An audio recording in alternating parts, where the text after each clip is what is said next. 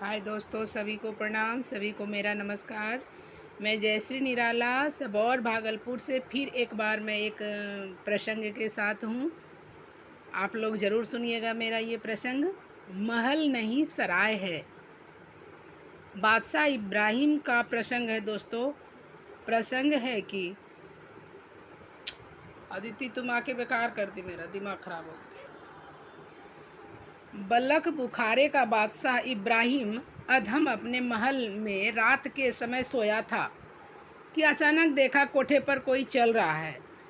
इब्राहिम ने पूछा, भाई यहाँ छत पर क्या कर रहा है?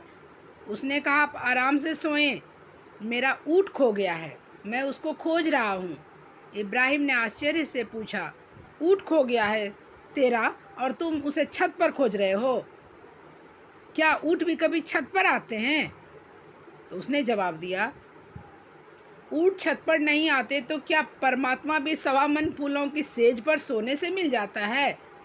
इस बात से उसे बहुत ठोकर लगी। मन ही मन किसी साधु को खोज रहे थे।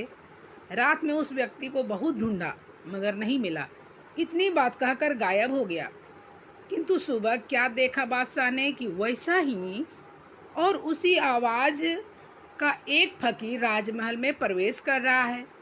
द्वारपाल ने रोका, कहा, आप कहाँ बढ़ रहे हो? वह बोला, यह तो सराय है, कोई भी जा सकता है, कोई भी रह सकता है, मुझे जाने दो। तब तक बादशाह भी वहाँ आ गया।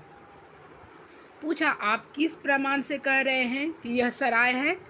उस फकीर ने कहा, मैं पहले भी यहाँ आया था मगर यह कोई दूसरा बैठा था और वह भी यही कहता था कि यह मेरा घर है। अब वह आदमी कहाँ है? बादशाह ने कहा, वे मेरे पिताजी थे, वे स्वर्गीय हो गए। और उस फकीर ने कहा, उसके पहले भी मैं यहाँ आया था, तब कोई और ही बैठा था। बादशाह ने कहा, हाँ, वे मेरे दादाजी थे, अब वे भी इस संसार से चल बसे।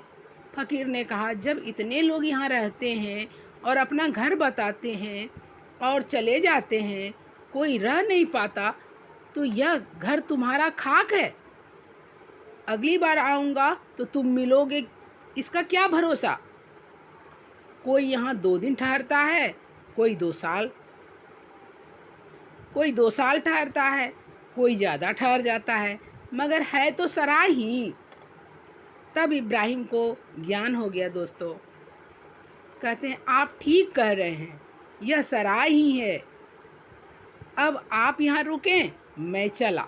और उसी क्षण इब्राहिम ने महल छोड़ दिया और वह फकीर बन गया। दोस्तों, कहा जाता है हम लोग सभी अपने लिए कहते हैं, ये मेरा घर है, ये मेरा घर है। मुझे भी लगता है ये मेरा घर नहीं है, मेरा घर तो कहीं और है। आपको कैसी लगी दोस्तों ये कहानी?